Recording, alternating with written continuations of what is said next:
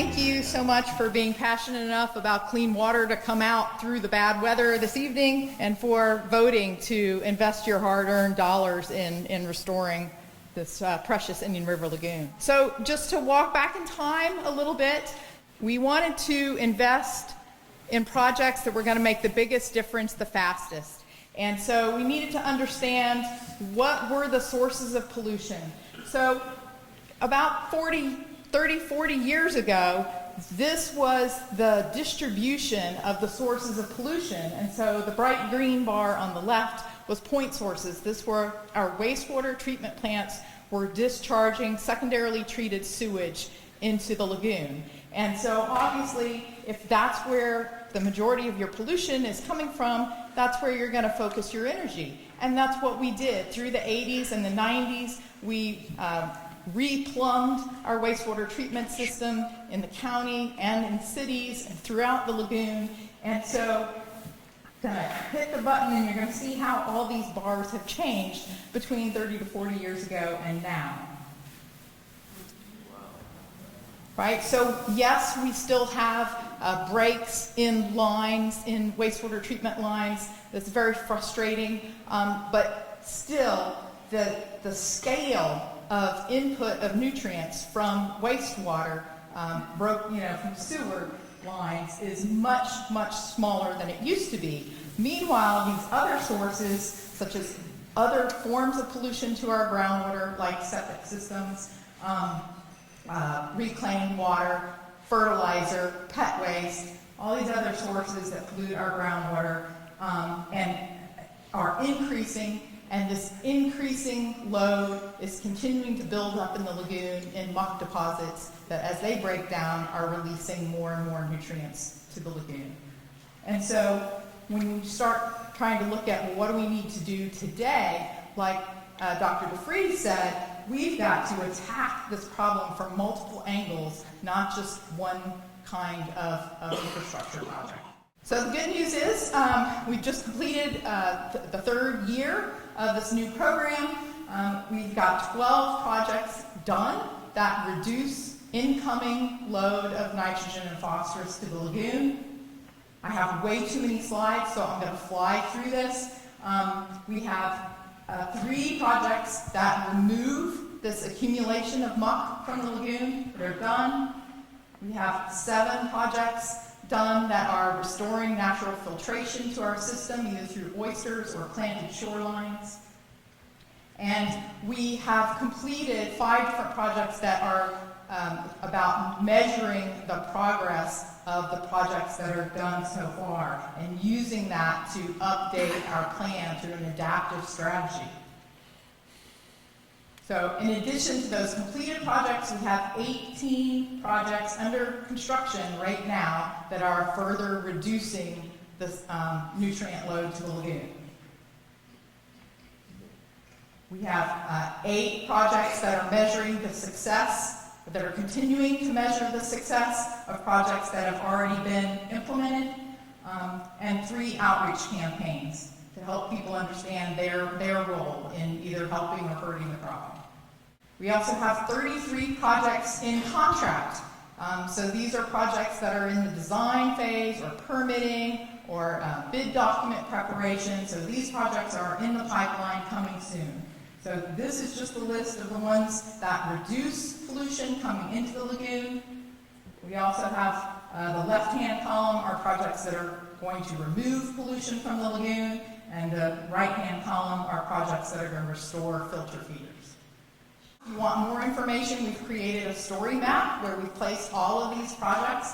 So you can go onto our website, and this layer on the pictured on the right are the locations of all the projects. The size of the square tells you how much nutrients are going to be removed by that project. The color of the square tells you whether that's a project that reduces incoming load, removes load that's already there, restores filtration, or is a performance monitoring project.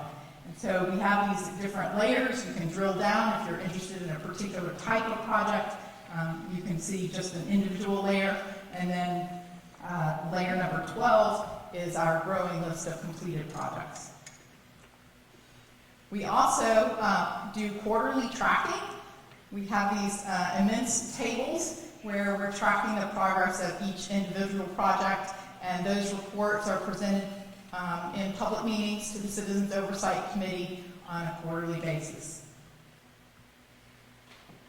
So of the 22 projects that are completed, we have spent $12.7 million of Save Our Lagoon funds, in addition to matching funds from the community and from other grant sources. But the big number I want to focus on here is that of the 62 projects that are either in construction or in design, permitting, or bidding, the value of those projects that's funded by the half-cent sales tax is $196.8 million. So there's a tremendous amount of work in the pipeline that you should be seeing soon.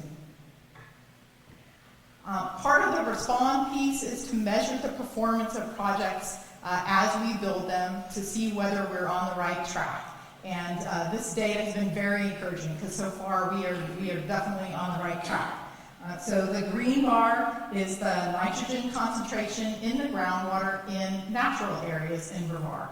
We placed 50 groundwater wells around the county to get these data. The red bar is the nitrogen concentration in groundwater at homes with septic systems.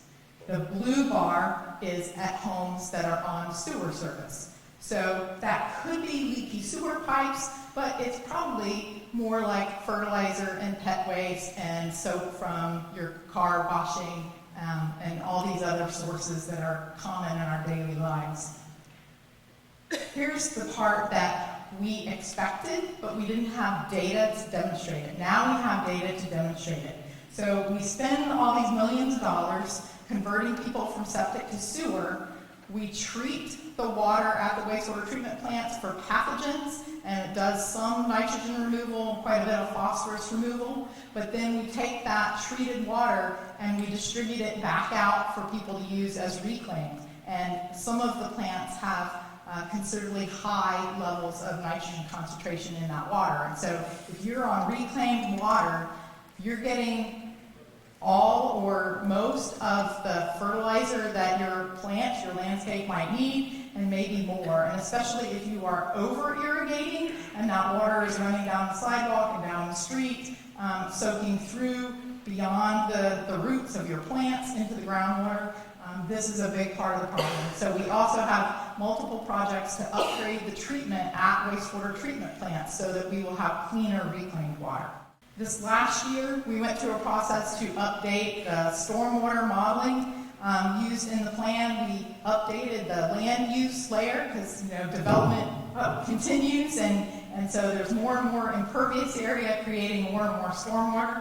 So we updated the input layers to refine that model so that we could identify where are the best places to put stormwater projects to stop pollution from reaching the lagoon. And of course, here in your backyard is the Grand Canal muck dredging project. So I just wanted to talk a little bit more about muck dredging. And we have anecdotal stories, really heartening anecdotal stories about fish and dolphin and clearer water near the Cocoa Beach projects and near the O'Galley dredging project. And so we really hope that we can expect these things from the Grand Canal project as well. We've worked with researchers at Florida Institute of Technology to help refine exactly where the muck is in the lagoon and which muck is breaking down and releasing the most nutrients, the highest concentration of nutrients, and that's all gone into annual plan updates. But we also went to station data. The Water Management District has a number of locations in the lagoon where they collect water quality data monthly. And so up here on the far right, there's a aerial view of the Turkey Creek dredging project. And out in the lagoon, northeast of the mouth of Turkey Creek, there is one of these stations where the Water Management District has been collecting data monthly on a number of water quality parameters, one of which is turbidity. And so this graph here is how turbid the water has been over the last about 12 years. And so that first peak you see was the super bloom back in April of 2011. This next peak was the fish kill in March 2016, just as you would expect. And surprisingly, here's Hurricane Matthew, quite small in comparison. Hurricane Irma, smaller than these super blooms that were so devastating to our lagoon.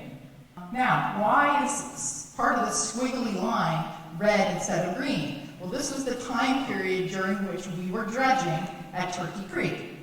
And so, if we look at what was the average turbidity before dredging, it was 3.14 NTUs. Those are nephelometric turbidity units. We look at, well, what was it during dredging? Because there was a lot of fear. You're going to stir stuff up. You're going to make it worse. Well, we did not. Isn't that great? So we have a lot of turbidity controls in these projects, and they work. And then here's the really great news. This is what we're seeing, not in Turkey Creek, but in that station in the lagoon northeast of the mouth of Turkey Creek. So that was one example. So now we're going to go to the O'Galley River, which the Water Management District completed dredging not too long ago. And so again, there's a station located out in the lagoon east of the mouth of the O'Galley River. So again, here's the April 2011 super bloom. Here's the March 2016 fish kill, Hurricane Matthew, Hurricane Irma. Here's the period of dredging. The average before dredging is 3.4. The average during dredging, 3.3. The average after dredging, 2.6. So we are already seeing what we believe are signs of the success of these projects, and we look forward to many more projects to come. Quickly, I want to talk about the actions of the Citizen Oversight Committee. They're meeting last Friday. They've been meeting monthly. They review all sorts of ideas and information and data on how to improve the plan each year. And so at last month's meeting, they made a recommendation that we'll be carrying to the county commissioners.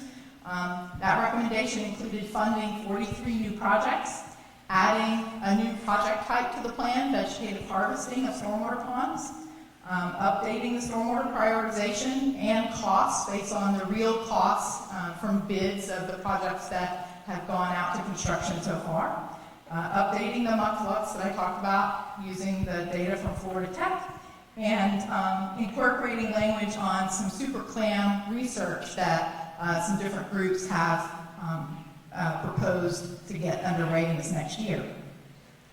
So in summary, with those recommended changes, that would bring the total number of projects in the plan recommended for funding to 242 plus 1,625 septic upgrades. So where we can't connect those septic people to sewer because it's just infeasible to get them connected, we can upgrade them from a conventional system to an advanced system.